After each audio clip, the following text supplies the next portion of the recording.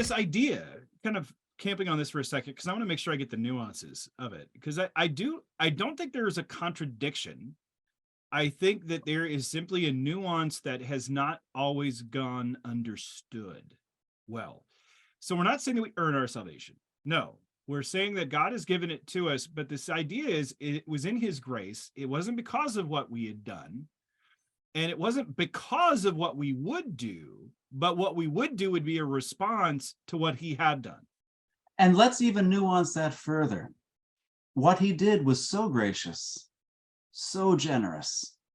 It was intended to impel us through gratitude to respond to God in the way that we always ought to have responded to God, just by virtue of having the gift of life, but had not responded to God. And God's graciousness is such that even though it would have been fine for him to sweep us off the face of the earth with a second flood, or something more creative, since he promised not to do that again, but he left so many options open for the future. Right. Earthquakes, famines. I mean, he could have done whatever. Or my favorite, the mega asteroid. Yeah, meteors. Any of these things.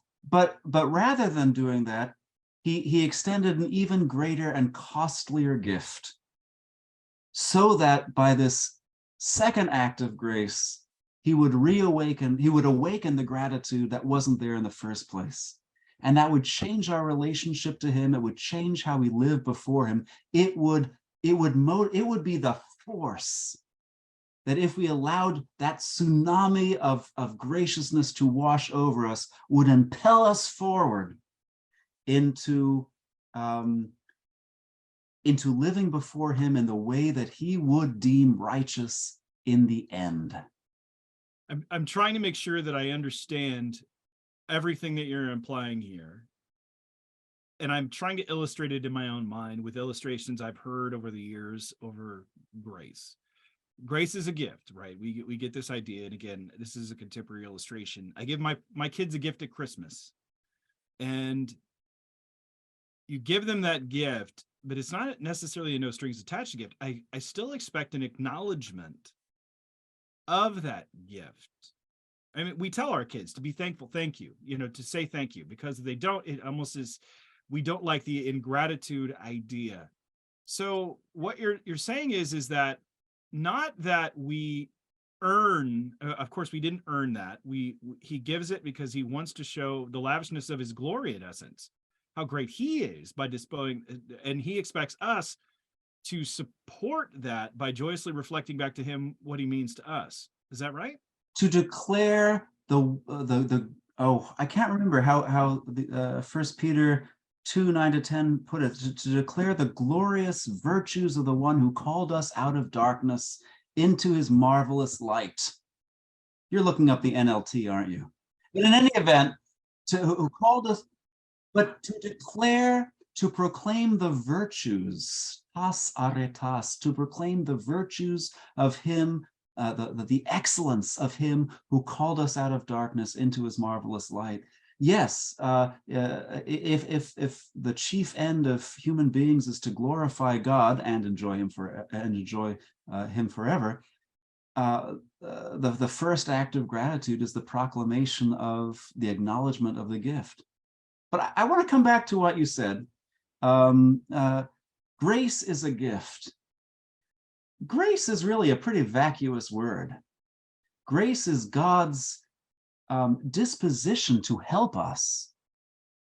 Grace is what he gave to help us. But grace in and of itself, what the heck is grace? So I would prefer to name the grace. What is it that God, in his favor, in his generosity, has provided? And maybe the thing to answer that with is the possibility of a new life before him. Making that possible by setting behind us and behind him the old life that was alienated from him and lived to provoke him, just simply kept provoking his righteousness, his goodness, his holiness, by using the gift of life poorly.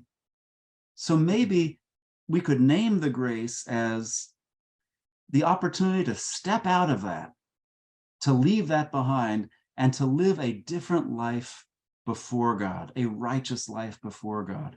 Now, it's not really a matter of thinking about strings attached.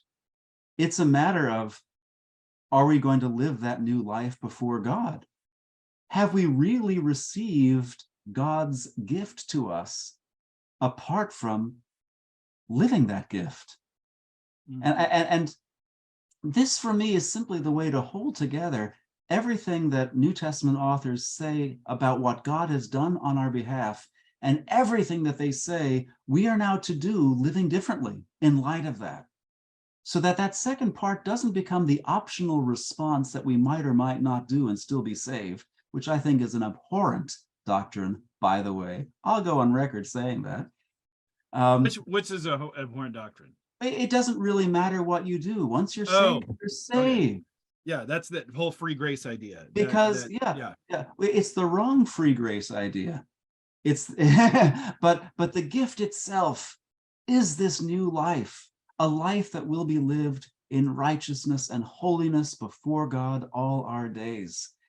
And he's even given us the Holy Spirit as that which empowers and guides us to live that life. This is something that comes out of my work on Galatians. I never really realized how important and how closely connected the part of Galatians we all love to quote when we do theology, Galatians 2:15-21. And the rest of Galatians, a lot of which focuses on the gift of the Spirit and its importance in God's work aligning us with God's righteousness.